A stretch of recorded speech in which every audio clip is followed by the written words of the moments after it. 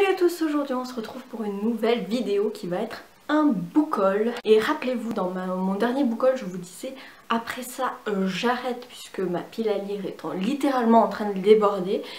Et bien vous savez quoi, c'était faux. Voilà, je n'ai pas arrêté du tout. Bon, pour ma défense, un coup à Emmaüs par-ci, une carte cadeau Fnac par-là et un accident est si vite arrivé, que voulez-vous? Donc je commence tout de suite puisque j'ai quand même 12 livres à vous présenter. Le premier livre dont je vous parle, c'est un livre que j'ai reçu lors d'un concours des éditions Rebelles. Donc il s'agit de L'île aux poupées de Gab Stahl, aux éditions Rebelles du coup. Je vous en parle prochainement dans mon prochain point lecture puisque je l'ai lu, mais sachez seulement que c'est un roman d'horreur fantastique à partir de 18 ans, donc pour public adulte et averti, puisqu'on est quand même sur un roman d'horreur où il y a des scènes de violence assez creepy et un peu dégueu, donc voilà, je vous en reparle très très vite. Ensuite, je suis allée faire un petit tour chez Emmaüs. Comme vous savez, j'adore aller chez Emmaüs, surtout qu'on trouve des petites pépites pour vraiment pas cher. Et je me suis pris donc 2 Agatha Christie. Alors il y en avait beaucoup d'autres, mais je me suis cantonnée à 2 parce que je me suis dit que voilà, j'en avais déjà 4 dans ma palle, ça servait à rien de tous les prendre, donc je m'en suis pris 2. Donc le premier c'est Le Noël d'Hercule Poirot, donc de Agatha Christie aux éditions du Masque. Donc là on va être sur une enquête d'Hercule Poirot. J'ai pas trop envie d'en savoir plus parce que je préfère ne pas en savoir lorsque je lis ce livre, mais vous me voyez venir puisque voilà, je l'ai pris exprès pour le prochain Cold Winter Challenge qui se déroulera donc du coup durant l'hiver, donc pendant les périodes des fêtes, donc ça sera parfait. Et le deuxième que j'ai pris, c'est La Plume empoisonnée, toujours d'Agatha Christie et toujours aux éditions du Masque, qui est là une enquête de Miss Marple que je connais assez peu, donc voilà, très hâte de voir Miss Marple à l'œuvre. Toujours chez Emmaüs, je me suis pris 2 livres de fantasy parce que ça faisait très longtemps que je n'avais pas lu. Donc le premier que j'ai pris, c'est le tome 3 de l'Assassin Royal de Robin Hobb aux éditions J'ai lu. Donc ce 3e tome s'appelle La Nef du Crépuscule. Ça fait très longtemps que j'avais lu les 2 premiers tomes, que j'avais chiné en brocante je crois. Ça fait au moins 2 ans que j'ai lu le tome 2 et c'est vrai que je ne me suis pas précipitée de suite sur la suite parce que voilà, j'avais envie de les trouver d'occasion. Donc là, à Emmaüs à 50 centimes, autant vous dire que je me suis jetée dessus. C'est vrai que j'avais pas lu la suite parce que voilà, Robin Hobb, j'avais pas détesté, mais c'était très long à se mettre en place, il y avait beaucoup de longueur, mais c'était pas inintéressant pour autant, donc voilà. Donc pour vous situer la saga, on va suivre Fitz qui est un bâtard, le bâtard du prince héritier du royaume des 6 duchés. Jusqu'à présent sa mère et la famille de sa mère, les parents de sa mère l'ont éduqué jusqu'au moment où le grand-père n'avait pas envie d'avoir une bouche en plus à nourrir et décide de donner son petit-fils bâtard au royaume. Donc le prince héritier est mort, du coup il le confie au roi qui va en faire un assassin royal puisqu'il ne peut pas être légitimé. Il reste un bâtard mais il va devenir l'assassin, une espèce de mercenaire à la solde du royaume. Évidemment il y a un petit peu de magie mais ça reste très discret. Voilà, l'univers est assez riche, très complexe, mais voilà, ça se met un peu en place assez lentement, donc j'attends de voir ce que ça donne dans ce tome 3. Et le deuxième livre de fantasy que je me suis pris, c'est Druide de Olivier Perru aux éditions J'ai lu. Alors ce livre, j'en ai beaucoup entendu parler, il s'agit d'un one-shot de fantasy adulte, donc qui a reçu le prix des Futuriales en 2011.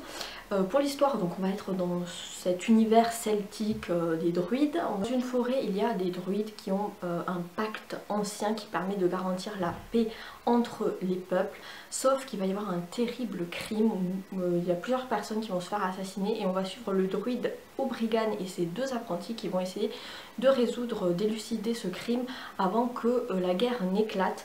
Donc on est sur un univers fantasy avec cette mythologie celtique que je connais très peu, donc j'ai très envie de découvrir, et puis un petit côté enquête thriller qui peut être assez intéressant. Pour terminer chez Emmaüs, je me suis pris un livre qui était tout neuf, donc je me suis jetée dessus. Il s'agit de l'avant-dernier Franck Tillier, donc le manuscrit inachevé qui est sorti récemment en poche je crois.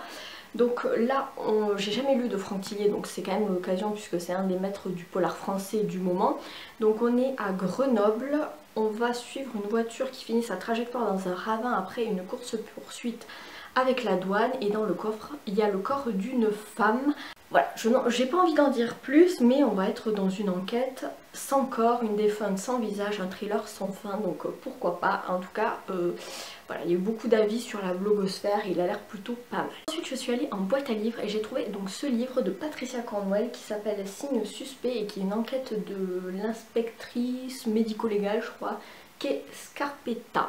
Donc apparemment, j'ai regardé sur Livre Addict, il s'agit du tome 13 de la saga de Kay Scarpetta. Mais je ne sais pas du tout si on peut les lire indépendamment les uns des autres. Si vous connaissez, n'hésitez pas à me dire. En tout cas, là, on va suivre donc Kay Scarpetta, qui est donc médecin légiste, qui a fui la ville de Richmond, mais 5 ans plus tard, elle va y retourner. Sauf qu'elle a une désagréable surprise en y retournant, c'est-à-dire que les bureaux ont été démolis, le médecin légiste qui l'a remplacé est un incompétent, bref, il n'y a personne pour l'aider pour élucider le crime d'un adolescent de 14 ans. Voilà, donc elle va devoir enquêter un peu solo, voilà, j'en sais pas plus, en tout cas, voilà, si vous l'avez lu, si vous connaissez cette saga, n'hésitez pas à me dire si on doit les lire dans l'ordre ou est-ce qu'on peut les lire indépendamment les uns des autres, s'il y a des enquêtes qui sont clos de A à Z, n'hésitez pas à me dire tout ça, en tout cas voilà, ça m'a l'air plutôt pas mal. Et enfin, pour terminer ce book haul, je vais vous parler d'une saga chère à mon cœur. J'avais une carte cadeau Fnac à dépenser, donc je me suis dit pourquoi pas continuer cette saga et les avoir tous dans ma pile à lire, comme ça au moins je suis tranquille. Et donc je me suis pris les 5 tomes qui me manquaient de la saga de Camilla Läckberg, donc de Erika Falk et Patrick Edstrom. Donc une saga suédoise, donc avec le tome 5, L'enfant allemand, le tome 6, La sirène, le tome 7, Le gardien de phare. Ensuite le tome 8, je ne l'ai pas acheté puisque je l'avais déjà, en fait j'avais commencé la saga par le tome 8 qu'on m'avait offert et que je ne savais pas que c'était un tome 8. Donc du coup je l'ai déjà et je l'ai déjà lu. Donc je continue avec le tome 9 qui est Le Dompteur de Lyon. Et enfin le dernier sorti en poche là tout juste au mois de mai. Il s'agit de La sorcière, donc qui est le 10e tome. Et qui est quand même un gros pabasse, hein. Combien de pages? 776.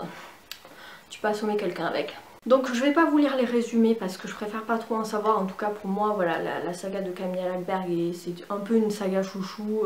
J'aime toujours retrouver Erika et Patrick dans leurs enquêtes, donc voilà. Pour moi c'est une valeur sûre, je les lirai au fur et à mesure petit à petit, mais au moins je les ai dans ma palle, donc ça c'est cool. Voilà, c'en est tout pour ce petit book haul, j'espère qu'il vous aura plu. N'hésitez pas à me dire ce que vous en avez pensé, si vous avez lu ces livres, ce que vous en avez pensé, qu'est-ce que vous me conseillez aussi de lire en premier. N'hésitez pas à me dire si vous avez fait aussi des achats livresques récemment. N'hésitez pas aussi à vous abonner en cliquant sur ma tête juste là. C'est gratuit, ça mange pas de pain, et allez voir ma précédente vidéo juste ici. En attendant la prochaine vidéo, je vous souhaite évidemment de très bonnes lectures et je vous dis à bientôt. Ciao!